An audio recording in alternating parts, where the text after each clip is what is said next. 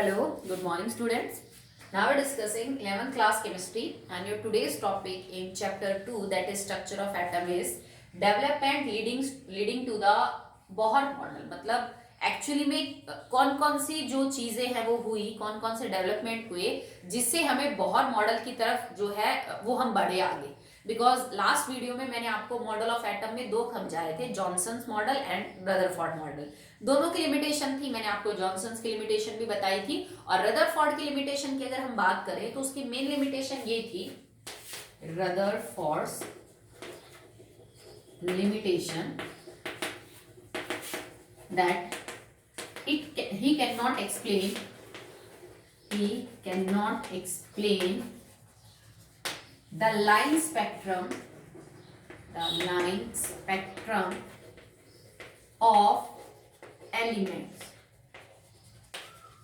ठीक है, वो एलिमेंट्स का स्पेशली हाइड्रोजन का, बिकॉज सबसे सिंपल वही है आपके पास मॉलिक्यूल H2 का, उनका लाइन स्पेक्ट्रम एक्सप्लेन नहीं कर पाया। लाइन स्पेक्ट्रम क्या होता है, ये एक्चुअली में इमिशन स्पेक्ट्रा का हिस्सा है बेटा, आप आगे जाके पढ़ेंगे। तो अभी मैं इसको बहुत ज्यादा डिटेल में नहीं करवा रही हूँ, ये अपना टॉपिक है कि स्पेक्ट्रम क्या होते हैं, इमिशन एब्जॉर्प्शन स्पेक्ट्रा क्या है, उनके टाइप्स क्या हैं। तो दो टाइप के स्पेक्ट्रा होते हैं, इमिशन और एब्जॉर्प्शन। जब लाइट इमिट होती है तो जो स्पेक्ट्रा होता है उसको इमिशन स्पेक्ट्रा बोलते हैं, जब एब्जॉर्ब होती है तो जो होता है उसको हम एब्जॉर्प्शन बोलते हैं। ठीक है, तो उसमें एक पार्ट है लाइन स्पेक्ट्रम। तो हर एलिमेंट जो है उसका अपना अपना लाइन स्पेक्ट्रम होता है। लाइन स्पेक्ट्रम और कुछ नहीं, बहुत सारी लाइंस दिखती हैं किसी भी एलिमेंट के केस में ऐसे, जैसे तुमने कई बार बार कोड नहीं देखा होगा, कुछ कुछ वैसी अपीयरेंस होती है, अलग अलग कलर की होती है लाइनें, ब्लैक नहीं होती, सिर्फ ब्लैक और व्हाइट। ठीक है, तो इस तरह का स्पेक्ट्रम दिखता है हर एलिमेंट्स के केस में जब वो एक पर्टिकुलर लाइट को एब्जॉर्ब या इमिट करता है। पर क्योंकि हम तो इमिशन की ही बात कर रहे हैं कि जब कोई एलिमेंट किसी पर्टिकुलर वेवलेंथ और फ्रीक्वेंसी की लाइट को इमिट करे तो उसमें आपको इस तरह का स्पेक्ट्रम देखने को मिलेगा। ठीक है, जिसमें हर लाइन की अपनी वेवलेंथ और फ्रीक्वेंसी है।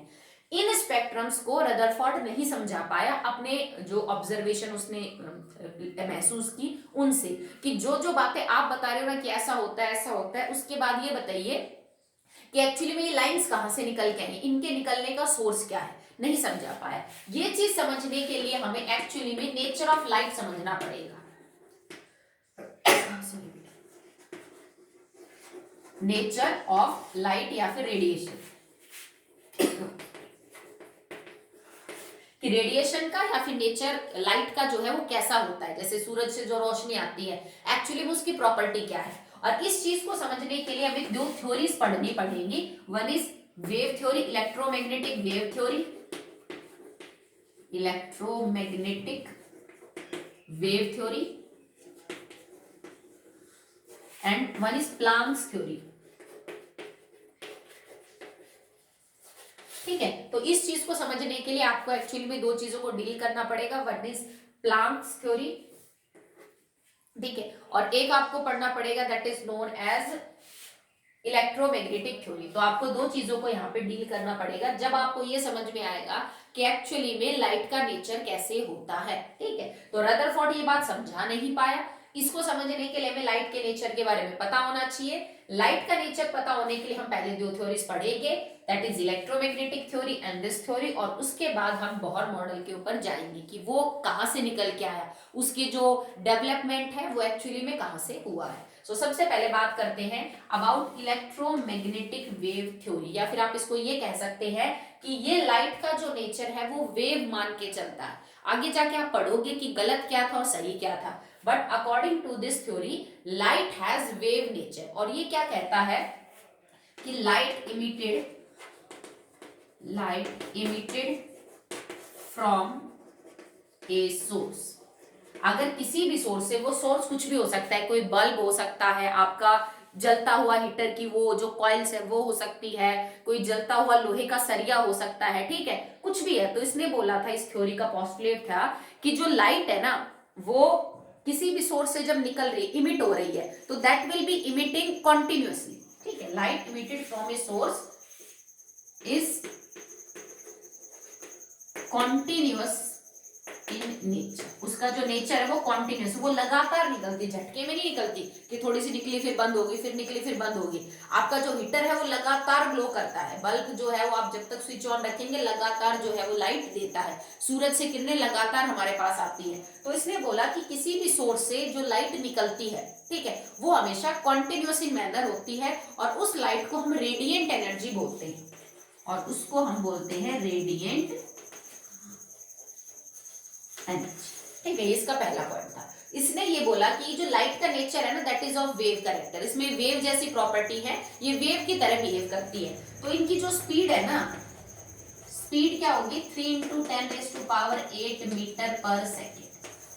ठीक है, तो इनकी जो स्पीड है that will be 3 into 10⁸ metre per second, because they have the wave property, और इनकी जो स्पीड है वो हाईएस्ट स्पीड है। आप सब जानते हैं कि ये स्पीड किसकी होती है, so they will travel with the speed of this. Okay, एक ये बोला।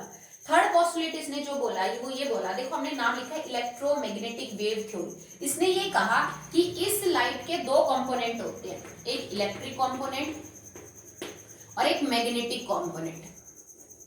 ओके, और ये दोनों एक दूसरे के क्या होते हैं बेटा, परपेंडिकुलर होते हैं। जैसे मान लो ये इलेक्ट्रिकल कंपोनेंट है वेव का, ये मैग्नेटिक है, तो ये दोनों एक दूसरे के परपेंडिकुलर है, और जिस डायरेक्शन में आपकी वेव जा रही है ये उस डायरेक्शन ऑफ प्रोपेगेशन के भी परपेंडिकुलर है। जैसे मान लो इलेक्ट्रिकल मैग्नेटिक, और तुम्हारी वेव यहां से ऐसे जा रही है, तो देखो ये दोनों एक दूसरे के परपेंडिकुलर है, और ये इस डायरेक्शन में वेव जा रही है, तो इस डायरेक्शन के भी तो ये परपेंडिकुलर हो गए ना। तो इलेक्ट्रोमैग्नेटिक वेव के अंदर लाइट के दो कंपोनेंट हैं, इन जो रेडिएंट एनर्जी बाहर निकल रही है इसका वेव नेचर है, दो कंपोनेंट है, क्योंकि वेव यूं ट्रेवल करती है ऐसे। ठीक है, तो इलेक्ट्रिक और मैग्नेटिक कंपोनेंट एक दूसरे के परपेंडिकुलर हैं, और ये दोनों उस डायरेक्शन के परपेंडिकुलर हैं जिस डायरेक्शन के अंदर आपकी जो वेव है वो क्या है बेटा, जा रही है। समझ में आया? ठीक है, they have speed that is equal to speed 3 into 10⁸ metre per second. इनके अंदर लाइट हमेशा कॉन्टिन्यूस बाहर निकलती है, लगातार। ठीक है, इलेक्ट्रिक और मैग्नेटिक दो कंपोनेंट होते हैं और दोनों एक दूसरे के परपेंडिकुलर है, और ये दोनों ही कंपोनेंट परपेंडिकुलर है डायरेक्शन ऑफ प्रोपेगेशन से। ठीक है, and they do not require any medium for propagation, so no medium is required. ये बात भी आप कह सकते हैं कि they can travel through vacuum. Simple सी बात है, जैसे सूरज की रोशनी हमारे अर्थ तक पहुंचती है तो बीच में वैक्यूम से वो ट्रेवल कर सकते हैं, नो प्रॉब्लम। मतलब हमेशा मीडियम की जरूरत नहीं है कि कुछ ना कुछ मीडियम होना चाहिए, पानी हवा, तभी जाके ये रेडिएशन ट्रेवल करेंगी from one place to another. They can even travel in a vacuum. तो ये मेन 4 पॉइंट्स जो थे वो इलेक्ट्रोमैग्नेटिक वेव थ्योरी के थे, जो लाइट के बारे में समझा रहा है कि जो लाइट है ना उसका गुण कैसा होता है। तो इसने ये बातें समझाई, और इसी वजह से इस थ्योरी का नाम भी पड़ गया इलेक्ट्रोमैग्नेटिक वेव थ्योरी। लाइट को वेव मानती है, उसके अंदर दो कंपोनेंट्स मानती है, electric and magnetic. Okay, so the next is some important characteristics of wave, because we are treating light as a wave। तो हमें ये पता होना चाहिए कि किसी वेव को समझने के लिए आपको क्या क्या बातें पता होनी चाहिए। जैसे मान लो कोई तुम्हारे बारे में जानना चाहता है, तो तुम्हारा नाम, तुम्हारे पापा का नाम, तुम्हारा गांव, कौन से स्कूल में पढ़ते हो, ये सब पता होना चाहिए। तो अगर हम ये कह रहे हैं कि लाइट का नेचर वेव है, तो हमें वेव के बारे में पता होना चाहिए कि वेव क्या होती है, उनमें क्या क्या प्रॉपर्टीज है, कैसे कैसे वो बिहेव करती है। One more thing, The electromagnetic wave theory was given by James Clerk Maxwell। ठीक है, सो मैं ध्यान नहीं रहा मेरा बताना, it was proposed by James Clerk Maxwell। Okay, so now the important characteristic of a wave। तो सबसे पहले आप एक वेव को रिप्रेजेंट करेंगे। ठीक है, इस टाइप से हो सकता है बोर्ड में बनाने के बाद आपको ये जो डिस्टेंस है ये छोटे बड़े लगे, but that are of equal length, बिल्कुल एग्जैक्ट होते हैं बेटा ये। ठीक है, हो सकता है कि थोड़े बहुत छोटे बड़े आपको नजर आ जाएं बोर्ड के ऊपर। ठीक है, तो वेव इस तरह से ट्रेवल करती है। ये जो ऊपर उठा हुआ हिस्सा होता है वेव का, इसको बोला जाता है क्रस्ट।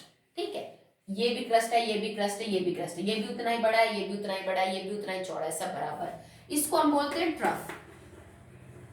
ओके, सो जो नीचे वाले जो ग्रूव्स हैं इनको हम बोलेंगे ट्रफ, और ये ऊपर वाले जो हिस्से हैं इनको हम बोलेंगे क्रस्ट। सबसे पहले तो आपको ये बात पता होनी चाहिए। So the number 1 characteristic is wave length. अब देखो बेटा, वेव लेंथ से क्या मतलब है, वेव की लंबाई। तो किसी भी वेव की क्या लंबाई होती है बेटा, एक क्रस्ट के बीच से लेके दूसरे क्रस्ट के सेंटर तक की जो डिस्टेंस है that is known as crust. या फिर ये डिस्टेंस वही होगी एक ट्रफ के सेंटर से दूसरे ट्रफ के सेंटर में। भाई हम बीच का सेंटर ही तो लेंगे ना, यूं तो है नहीं यहां से यहां मेजर करेंगे।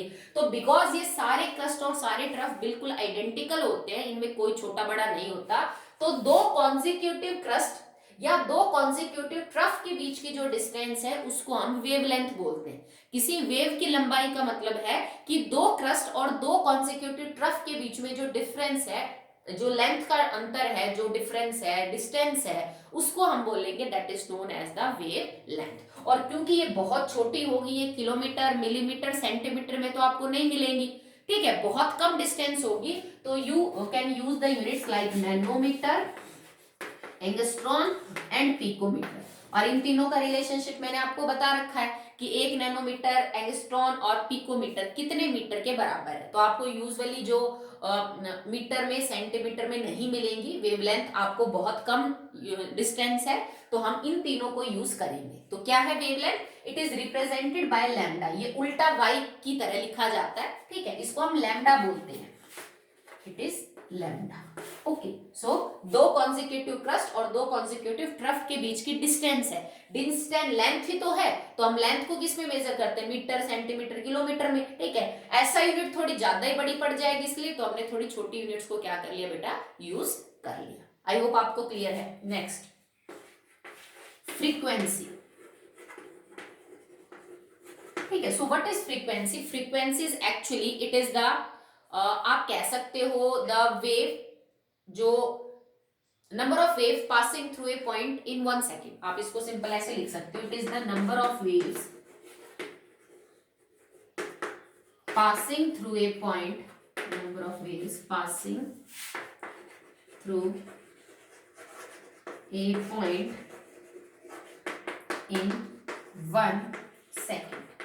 किसी भी पॉइंट, कोई आप वेव के ऊपर कोई भी पॉइंट मतलब या फिर कहीं भी कोई भी पॉइंट मान लो, जैसे मान ले मैंने ये पॉइंट इधर ये मान लिया, इस पॉइंट के अंदर से कितनी वेव्स पास होंगी 1 सेकंड के अंदर, उसको हम बोल देंगे दैट इज फ्रीक्वेंसी, ठीक है। So frequency is nothing but it is the number of waves passing through a particular point in 1 second. 1 second में इस पॉइंट में से कितनी वेव्स गुजर सकती हैं, उसको इसकी फ्रीक्वेंसी बोला जाता है। और देखो अगर आप इसको चेक करो तो it is actually A number divided by time, ठीक है। तो नंबर की तो कोई यूनिट होती नहीं, एक्चुअली में इसकी जो यूनिट हो जाएंगी that will B second inverse, ठीक है। आप कहोगे मैडम जैसे, क्योंकि ऐसा यूनिट तो चलो सेकंड है ही, तो पर फ्रीक्वेंसी तुमने 10th क्लास में भी पढ़ा होगा, हम यूजुअली सेकंड इनवर्स में डील नहीं करते, will deal with the hertz, okay.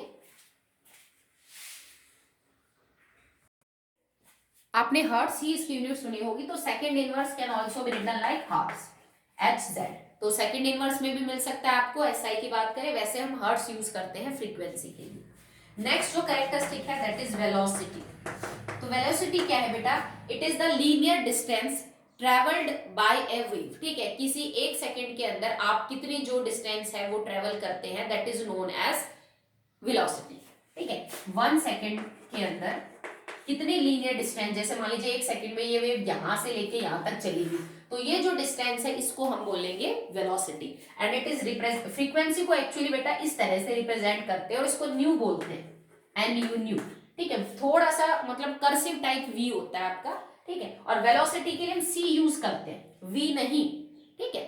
अगर आपको लाइट के केस में बात करनी है तो C will be the velocity of light, और एक्चुअली में जो 3 × 10⁸ मीटर पर सेकेंड है that is velocity of light. तो हम यही मानते हैं कि ये जो रेडिएशन है ये वेलोसिटी ऑफ लाइट से मूव करती है, तो इसको हम C से रिप्रेजेंट करेंगे, ठीक है। यूनिट्स क्या हो जाएंगे? It is distance travelled by A wave in 1 second, तो यूनिट्स कैन बी सेंटीमीटर पर second, can be metre per second, यही सर, ठीक है, कि पर सेकेंड के हिसाब से आप इसको समझा सकते हो।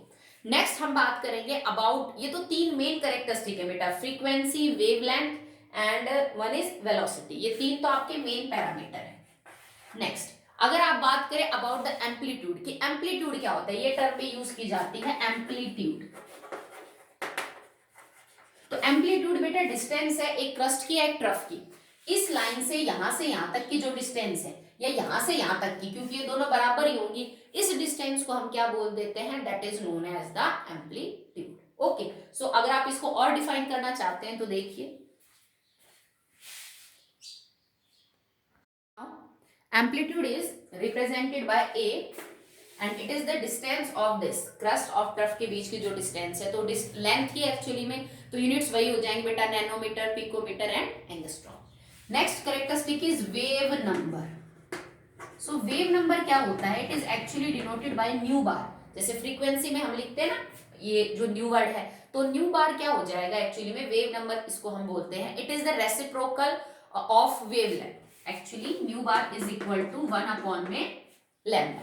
और इसको आप कैसे समझाएंगे, it is actually defined as the number of wave present in 1 centimetre length. Number of waves present in 1 centimetre length. 1 centimetre लंबाई के अंदर कितनी वेव्स प्रेजेंट है, वो आप वेव नंबर से समझाएंगे। और ये बात बहुत सिंपल है, that it is equal to 1 upon lambda. अब आप इस चीज को समझना नहीं है ना, तो मेरे से पूछना कि लैम्डा क्या होती है। It is the distance between two consecutive trough and crust, ये डिस्टेंस लैम्डा है। इसका अगर हम 1 अपॉन कर दें तो हमें ये पता चल जाएगा कि 1 सेंटीमीटर लेंथ के अंदर कितनी वेव्स प्रेजेंट होती है। समझ गए, ठीक है, क्योंकि ये डिस्टेंस 1 सेंटीमीटर नहीं होगी, इस बात को आप समझ रहे हैं, ये डिस्टेंस बहुत ही कम होगी जो वेव लेंथ है ये। तो 1 सेंटीमीटर जितनी दूरी में कितनी वेव्स मौजूद है, ये आप आराम से पता कर सकते हो अगर आपको वेव लेंथ पता है तो, ठीक है। नेक्स्ट आपके पास पीरियड, जिसको हम टाउ से रिप्रेजेंट करते हैं, that is actually equal to 1 upon frequency. It is equal to 1 upon nu, frequency का divided 1 upon divided by frequency है। इसको आप कैसे समझाएंगे, it is actually the number of wave present in, sorry, it is the time period actually, so it can define as the wave pass through a point. मतलब कितना time लगता है किसी भी वेव को एक पॉइंट से गुजरने में, ठीक है, the time required for a wave to pass through that point. किसी भी पर्टिकुलर पॉइंट से पास होने के लिए एक वेव को कितना टाइम लगेगा, ये उसका टाइम पीरियड होता है, and it is equal to 1 upon nu, that is frequency. ठीक है, तो यहां तक हमने किया है कि मेन कैरेक्टरिस्टिक्स वेव्स की क्या होती है, उनकी वेवलेंथ, उनकी वेलोसिटी, उनका टाइम पीरियड, उनकी फ्रीक्वेंसी, उनका वेव नंबर। ठीक है, आगे हम रिलेशनशिप पढ़ेंगे कि what is the relationship between actually wavelength. चलो आज मैं करवा ही देती हूँ, नहीं चलो नेक्स्ट वीडियो में ही करते हैं, ठीक है। तो आज के लिए इतना है।